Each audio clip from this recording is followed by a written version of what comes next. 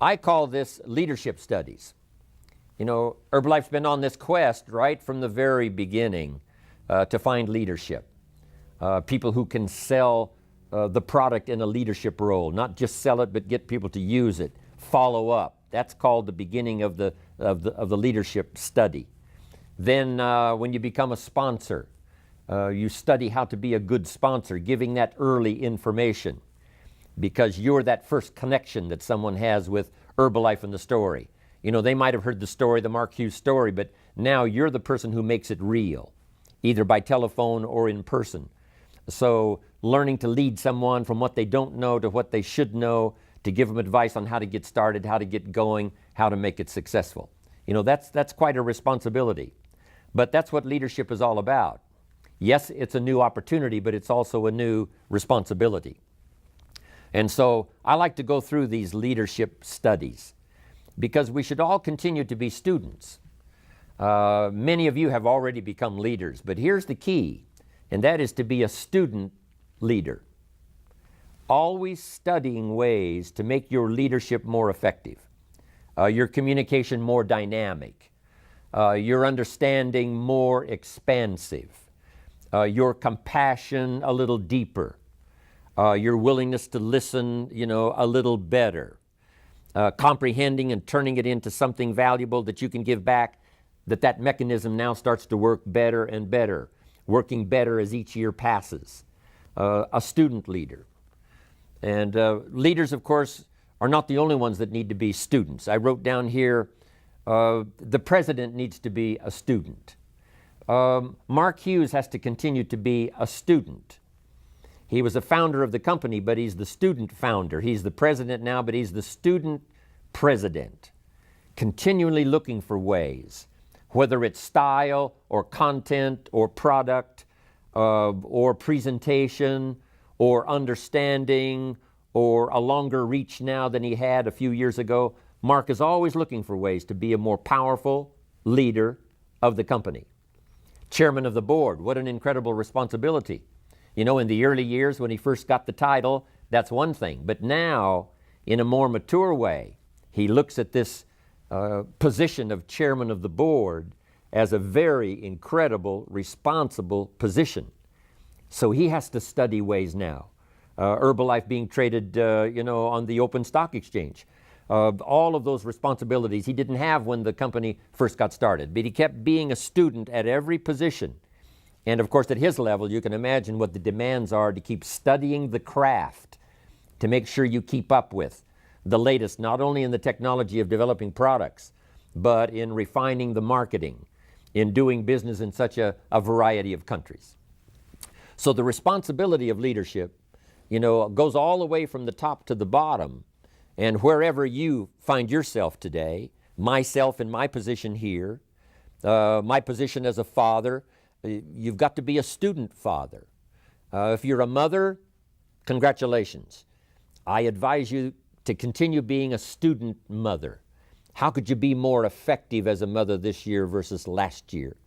What new stories could you gather that would be valuable when you have a chance to talk to your children about some specific challenges or problems? That's called continually to being a student parent. So a student distributor, a student president's team member, a student global expansion team member. Now that you've gotten that new position on the tabulator team, study ways now to make that position so effective and so powerful and so to have such a unique reach that it won't take you long to get to millionaire team. And then you study that position, not just from the opportunity to earn the extra money. You know, we say millionaire team, you know, 2%, now 4%. And then to be worth the 4% in terms of your ability to communicate, your ability to lead, your ability to help people to grow. And then, of course, president's team, 6% extra. Being worth the 6% is more valuable than the 6%. But you must say, now that I've finally reached this position, president's team, I must now really intensify my studies, how to make this position valuable for myself, for the continuity of my family and my financial future, but also so that I build the right reputation for my organization. And now as president's team, I'm sure, you know, reaching out to help other lines of organization, not just your own, helping the company to grow as well as your organization to grow. Then the big responsibility of Chairman's Club, studying, not just arriving at that position, not just getting the new pin, but saying, how can I be worth the honor and the extra pay, and how can I make my part of the Chairman's Club unique for my contribution? That continually requires study on your part. Learn the extra stories, do the extra reading, do the extra note-taking to make sure that you're not missing anything, especially in that prestigious position as well as responsible position. So that's what I'm talking about here now in being a leader. But now, here are some leadership studies, and I want to give you the list first, and then we'll come back and we'll go through this list and take them one at a time. Here's the first one, and that's be a student of possibility. Number one. Next, be a student of opportunity. Possibility is one study, opportunity is another study. Then third, be a student of ability. There's the company ability, there's the organizational ability, but I'm going to talk more personally here about your personal ability. Learning to recognize other people who have ability that no one else has encouraged, and now you have the opportunity to do so. Also recognizing your own personal ability. So we'll make that a part of our list. Here's the next one that's vitally important, and that's the study of inevitability. Some things at certain times become inevitable, and we'll go through that. And the last one is rationality. How to be a speed thinker. How to grasp problems and take them apart and put them back together in rapid fashion. How to ponder something and then make sure that it fits you, it fits your philosophy, it fits what you want to accomplish. Rationality, very important subject to study. So that's the list: possibility, opportunity, ability, inevitability, and rationality. Now let's start with possibility. I heard a sermon just a few weeks ago. Young Schuler, Dr. Schuler of the Crystal Cathedral, it was his son who was filling in for him and preaching a sermon. And of course I have lectured there for a long time, starting about 27, 28 years ago, and I'm always interested, especially when young Schuler is going to be on. He's remarkable. And here was the notes from his sermon. Now, I'm going to abbreviate it, but I think you're going to get the points that I'm going to cover here. I thought it was one of the classic sermons I've ever heard. And it had 3 major points. Not 30, just 3. But they were so classic, and here they were for your notes. Number 1, if you think it's impossible, it isn't. That was his first point. Point number 2, if you think you know everything, you don't. Number 2. Here was number 3. If you think you're alone, you're not. I thought those are some classic points. If you think it's impossible, it isn't. If you think you know everything, you don't. If you think you're alone, you're not. Now, under the title, If You Think It's Impossible, It Isn't, he told a unique story. It's the story of Rich DeVos, founder of Amway. Rich DeVos needed a heart transplant. Critical. Young Schuler said, my father went to offer a prayer for Rich DeVos. And when he got there, he said, Rich, a little difficult to pray this prayer because for you to get a new heart, somebody has to die. And he said, well, I guess we'll just pray the good Lord's will be done. Now fast forward. Rich DeVos gets his heart transplant. That's one part of the story. But here's the rest of the story that's remarkable. Later, and not too long ago, Rich DeVos has the opportunity to have dinner with the lady who gave him her heart. You say, that's impossible. When I heard this, that's exactly what I said. The congregation that listened to the sermon, this is exactly what they all said. Impossible. You couldn't possibly have dinner with the person who gave you their heart. Here's what happened. There was a lady who needed, I believe it was a liver transplant. And many times it's best if the liver and the heart go together in a transplant. So someone who dies has donated their organs. This lady gets the liver and the heart as a single transplant. And now her heart is left over. And her heart goes to Rich DeVos. And that's how it was possible for Rich DeVos to have dinner with the lady who gave him her heart. Fantastic story. 20 years ago, couldn't have happened. Now, it's impossible.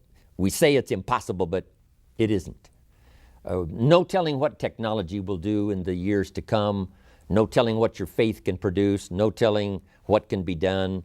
That was a great point. If you think it's impossible, it isn't. Then the next point was classic. If you think you know everything, you don't.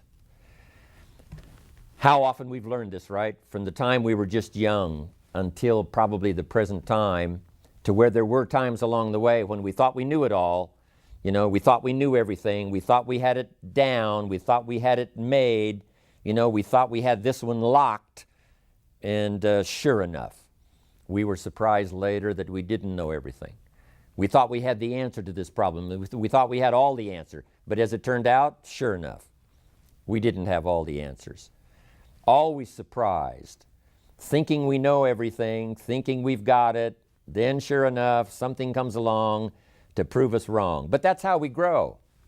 And you know, our own ego at times wants to believe that we do have the answers, that we've arrived. And then a touch of humility has to come to prove to us that we really don't know everything.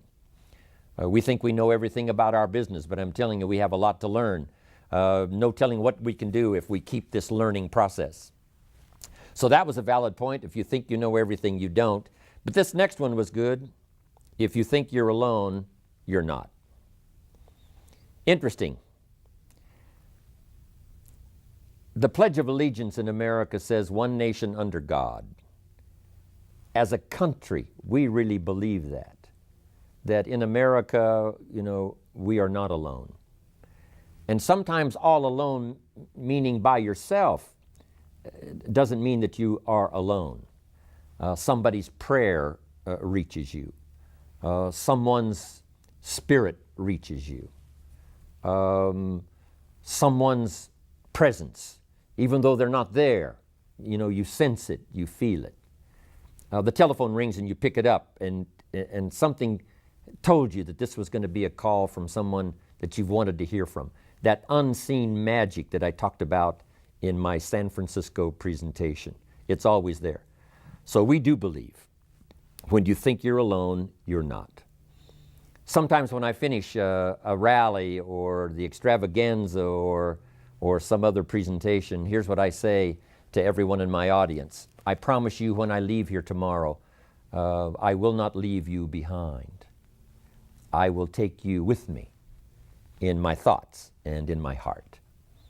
And everyone senses that sure enough, I won't leave him behind. When I get together with my grandkids and my children, I will relate to them this experience. So the presence of this experience, the dynamics of this experience, the place we're meeting in, all of this, you know, I will take all of this with me, and especially the spirit, the collective spirit of everybody that was here that made it so unusual. I take that with me. I not only take it with me, jumping on the airplane to fly back to America, I take it with me wherever I go, and every time I share the story, someone is impressed, someone is affected, because I didn't leave my audience behind. Then often I ask, How many of you have my name in your notebook, in your journal? Everybody raises their hands. Then I say, after we leave here and the lights are out and the place is dark, I go with you. My name is in your journal. But not just my name and not just my notes, hopefully, but my spirit, my good wishes, my prayer for you. I want my presence to follow you so that when you relate to someone else the notes you've taken from one of my presentations, not only will the notes be there, but the spirit will be there. So I thought this was an excellent point that young Schuler had. If you think you're alone, you're not. So first is the study of possibility. How many times did how many people say over the last 20 years about Mark's project of taking this incredible nutritional story around the world? How many of them said, impossible? I'm telling you, the list would be staggeringly long, especially in the beginning. The list was this long that said impossible. In fact, some that were invited to join declined because they thought it was impossible. How could a young kid, 23 years old, only went to the 9th grade in school, never graduated high school, no college, no university, no formal training to run a company? How could he have the audacity to say, I've got a product, we're going to take it around the world? They said, impossible. They didn't join. They missed out on the possibility. So be a student of possibility. You never know in whose hands is the idea. You never know in whose head and whose heart is the idea. If it's in the right person's heart, the most incredible things can happen. We're a witness of that over the last 20 years. Now here was the next one. Possibility is one study. Let me finish now the rest of these. Next is to be a student of opportunity. Opportunity means springtime, to be able to recognize this is a good time. Those early distributors that joined, I'm telling you, this was part of their perception. This sounds like a great story. Mark sounds incredibly sincere. This might just be the time. That was back when, herbs was, not the most well-known, thought-out, superstar study of the day. But I'm sure those early distributors thought maybe this is the time when not just other nutrition that we've heard about, but herbal nutrition and all of that, this may be the time, this may be the moment. And they recognized it as spring. They also recognized it as spring for them because Mark brought them the financial opportunity. When he said, I'll teach you everything I know, and I'll teach you everything I learn as we go. They picked up on that, those early distributors, and said, hey, this could be the spring we've been looking for, with all of the components to make spring unique as we see it through the summer and harvest in the fall. They seized the moment, and that's what you must do with opportunity, is to seize the moment. Whether the moment might be someone you see standing there and you say, I should introduce myself and tell my story, or at least say hello and see if the window will open a new opportunity. I had that chance just not long ago. The gardener who takes care of some of my my landscaping. I hadn't talked to him before, and I thought this is a good opportunity. And I told him about Herbalife, and I told him about Mark Hughes, and I told him about my position, and I told him, what was happening, some of the things currently that was happening. Just incredible. His eyes lit up, and soon he's becoming an Herbalife distributor. But seizing the moment, not letting opportunity slip away. Be a student of when it's the right time. Be a student of when this is the moment. This could be the year. The first 3 months of the next year to set up the year 2000. You say, I'm going to recognize this as a new opportunity for me to really pour it on these first 3 months. I'm calling it springtime. Putting together an artificial spring. In an industrialized society, it's hard to recognize when is spring, when is summer, when is harvest. So sometimes you have to sort of manufacture a spring. When we open up a new country, of course, now it's springtime. But if you've been going along and you've been a distributor like here in America for, quite some time, just create a spring and say for the next 90 days, springtime. We're going to call it the spring campaign, a heavy recruiting effort, a heavy customer base effort called springtime. Learning to recognize opportunity, be a student of opportunity. Now, here's the others. Next is ability. Human ability, as we, ponder and think back over as much history as, we've mastered of what human beings have done in the last 6,000 years, and especially what human beings have done that we know more particular about the last couple of hundred years, since the birth of America, especially us who are Americans.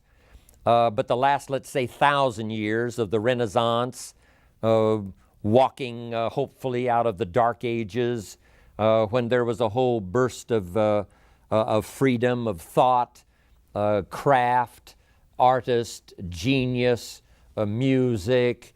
It seems like all of these unique architecture, all of these things sort of began to awaken almost simultaneously. And within a few short years, everything seemed to be bursting forth like a variety garden called the Renaissance. But that helps us to understand, pardon me, that human ability is just incredible. Given the right moment, given the right opportunity, given the right climate, given the right season, human beings can think, create, and do the most extraordinary things. That's general ability. In Herbalife, we've watched people who no one gave them a chance, but no other opportunity had ever tapped their unique ability.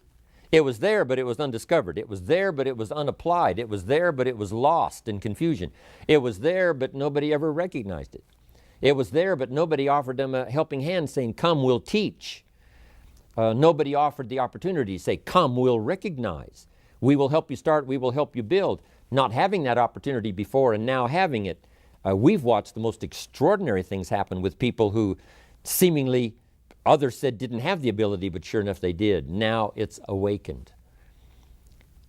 There's a unique story talking about incredible ability of a university student who was being given an incredible award. He was in mathematics, and this was an incredible award of mathematics, and the ceremony was extra special. And here's why. This young student in his mathematics class one day was just sort of nodding off, and when he sort of woke up, the class was leaving. So he gathered up his books and prepared to leave, and then he looked up at the blackboard and saw two mathematical problems. When he looked at these two mathematical problems on the board, he thought, well, that's the assignment, for the next class. I better jot those down. And so he jotted down those two problems, mathematical problems, and then hurried out with the rest of the class. When he got home that evening, he started working on these problems.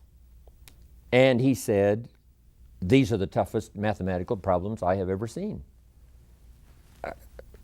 There seems to be no answer. There seems to be no answer. And he worked with both of them.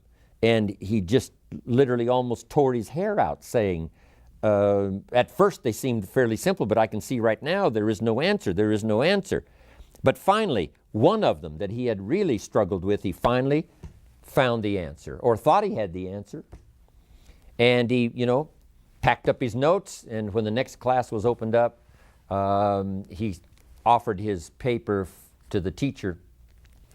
And little did he know, when he offered his paper to the teacher looked at what he had done, and he said, I jotted those two mathematical problems down. He said, I've wrestled with them. There didn't seem to be any answer. Finally, I got a breakthrough on one of them, and here's the best I can do. Well, the teacher was astounded. And the reason is because the teacher had put up on the blackboard the two mathematical problems that the world had said was unsolvable. These were the two mathematical problems that could not be solved, and everybody agreed. And lo and behold, the teacher checked, and for sure, he had solved one of the world's unsolvable problems. Now, and he was getting this incredible award for having solved this problem. Now, here's the unique part of the story. When he wrote those 2 problems down and took them home to go to work on them, he didn't know that they were 2 of the world's mathematical unsolvable problems. Great story. The human genius is limitless. The possibility for thought is so incredible. The unique thing about thought and spirit, it has no restriction. It has no, it's not like, a physical body moving through space and time. You can only go so fast. An airplane now can only go so fast. Even the speed of light can only go so fast. But here's what's incredible. Thought and spirit, travels faster than the speed of light and has components that, nothing else can match. The law says that, two bodies cannot occupy the same space at the same time. It's impossible. It's either one or the other. But what's amazing is when you share, you receive. Instantaneously giving out and getting back, it's so extraordinary. These are the possibilities of the human brain, the ability to think and to ponder and to wonder and to figure things out. Now here's what I want you to discover in this study, and that is your own ability. Part of it you discover as you go. That's what happened to Mark. When he first got into sales, in the clothing store. He found out he could, represent a product and he could do pretty good. And that was a discovery for him. He figured it, beat being a mechanic, working on a car, working in a nice place, meeting people, which he loved to do anyway, and learning to sell, a man a suit of clothes, started to awaken in Mark some of that ability that he had. And if he hadn't gotten that job, who knows? He might have gotten off into something else and that wouldn't have really started to tap his unique abilities. Then, of course, when he put the Herbalife program together, those abilities that were there all the time started developing, and he soon discovered, hey, I can do this and I can do that. Not only can I do all of this, I can do all of this. And when it reaches this level, now I've got the confidence that since I've mastered this, I can master the rest, I can master the rest. And that's not only the Mark Hughes story, that's everybody's story. Skill by skill, language by language, ability by ability, yours can grow just as well as Mark's or anyone else. You've got it. The key is to use it. And with your Herbalife experience, that's the best place to test your ability.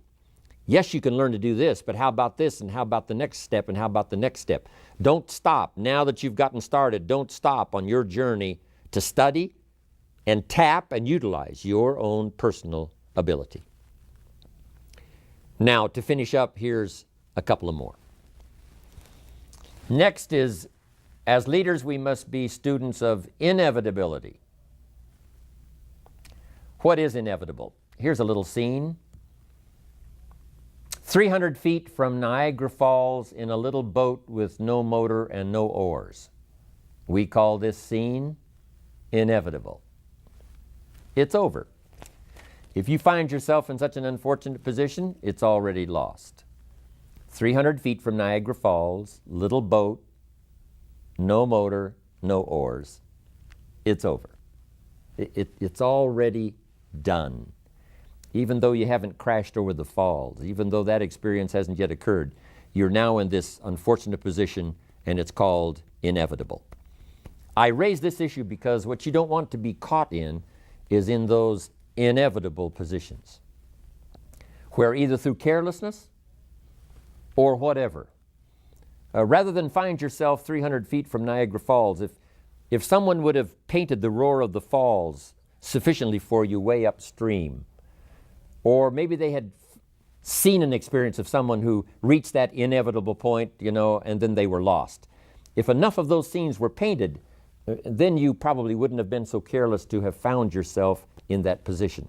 And that's really what life is all about, learning from the experiences of others that have either witnessed or have been in these, inevitable positions where because of mistakes and because of failure and because of carelessness, they have found themselves in this inevitable position, and sure enough, it was too late. For John Belushi, there reached a time when it was inevitable. He had crossed the line when his careless mistakes and his drug use and all the rest caused him to reach a certain point where, you cannot come back. You cross the line. We must teach our children that there are certain points in life that are inevitable. The disaster is inevitable. The heartbreak is inevitable. I learned it in economics. I found out early, you could make $5,000 a month and go broke. And way back then, $5,000 a month was a lot of money. And I used to say, how could you go broke if you made $5,000 a month? And the answer was simple: spend $6,000. And if you're making $5,000, it's easy to spend that other $1,000 and just not realize it. It just gets away. So it is easy to go broke making $5,000 a month, just spend $6,000. And it's inevitable. If you don't change your ways, if you don't recognize it soon enough, if somebody doesn't come along and sort of ring the alarm bells quick enough, sure enough, the inevitable will come, to spend more than you make. One of my friends says, if your outgo exceeds your income, your upkeep becomes your downfall. And there finally comes a point when it's inevitable. So don't find yourself there, but be a student. If I keep up my present direction, where will it take me? If I keep up my present disciplines, or where will that take me? And my lack of disciplines accumulated over some period of time, where will that lead me? If you don't get enough of this nutrient, it's inevitable over a certain period of time. And this combined with this, now it is truly inevitable, someday too late. And unless there's some adjustment, like, being rescued by Herbalife, somebody to tell the story, you say, Mary, it's inevitable. So the key is to be a student of inevitability so that you don't find yourself in that impossible position where you've crossed the line and now it's too late. Next, and the last one, is to be a student of rationality. Learning to put things through your own mind. And we are usually only going to act on something that's important if it makes sense to us. Now, sometimes what makes sense to us leaves us still a little bit short of what we should know, for the full expanse of knowledge to do a lot more things. But we can only really move as quickly as things make sense to us. Sometimes we step out by faith, but it makes sense to us to use our little faith. It makes sense to us to take a chance. It makes sense to us to make the investment first and then hope for the harvest. But if it doesn't make sense, if it isn't rational, then we're probably not going to act. We have to learn to study, our own rationality, what makes sense to us, and then here's what is the opportunity we have, especially as Herbalife distributors, is to try our best to make it make sense to somebody else. If you make the presentation in such a way that it's obvious, it's logical, I can see it, it makes sense to me, that's the way it seems to be, so we will act on that. If you'll get good at that, I'm telling you, you can affect a lot of people's lives. Now, here's the best rationality. We call it common sense. Humans have been given this extraordinary ability to use their brain power to come up with what we call common sense. Right? Yes, I've heard all of this, but common sense tells me that looks like that's an exaggerated story, not a real story. Common sense tells me. So part of it is to trust your common sense, but also to be willing to expand your common sense. What seemed to be common sense, 4 or 5 years ago, was a little short. Now I understand common sense is to think of it this way and this way. So this subject of rationality is vitally important.